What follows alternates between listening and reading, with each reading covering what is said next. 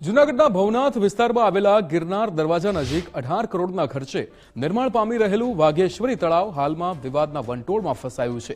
કેન્દ્ર સરકારની અમૃત યોજના હેઠળ મ્યુનિસિપલ કોર્પોરેશન દ્વારા હાથ ધરવામાં આવેલી આ કામગીરી છેલ્લા 1 વર્ષથી ચાલુ છે, પરંતુ હજુ સુધી પૂર્ણ ન થતા અનેક સવાલો ઉઠી રહ્યા છે।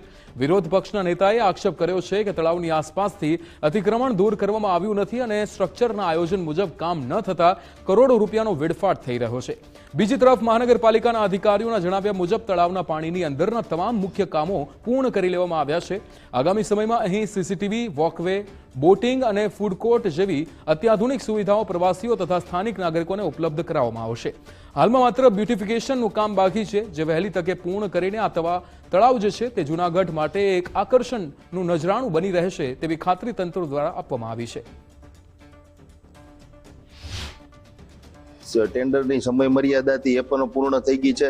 સમય મર્યાદામાં કામ નથી થઈ શક્યું। બીજી તરફ જોઈએ કે પાર્કિંગથી માંડી અને બીજા આમાં ઘણા બધા ઇસ્યુ છે। તળાવને જે ફરતે વોકવે હોય, બાથિંગ છે, તે અલગ અલગ જે સેલ્ફી પોઈન્ટ છે, જે બ્યુટિફિકેશન થવું જોઈએ અને જે રીતના એમાં પૈસા વપરાય છે એ રીતનું એવું લાગતું નથી કે તળાવ એ રીતનું ડેવલપિંગ થાય।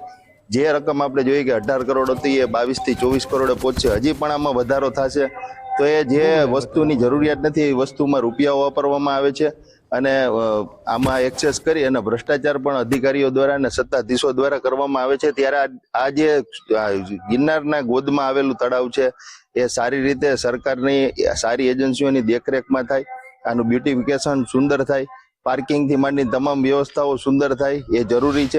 વાઘેશ્વરી તળાવનું ડેવલપમેન્ટ એટલે કે એમાં ત્યાં એન્ક્રોચમેન્ટ દૂર કરીને વોકવેની વ્યવસ્થા કરવામાં આવે છે। 700 મીટર લેન્થનો વોકવે છે, ટોયલેટની વ્યવસ્થા છે, સીસીટીવી, લાઇટિંગ અને એક ફાઉન્ટેન જેટ અને એક ફુવારા જેવું પણ એક આયોજન કરવામાં આવે છે। એક બોટિંગ ડેક પણ બનાવવામાં આવેલ છે।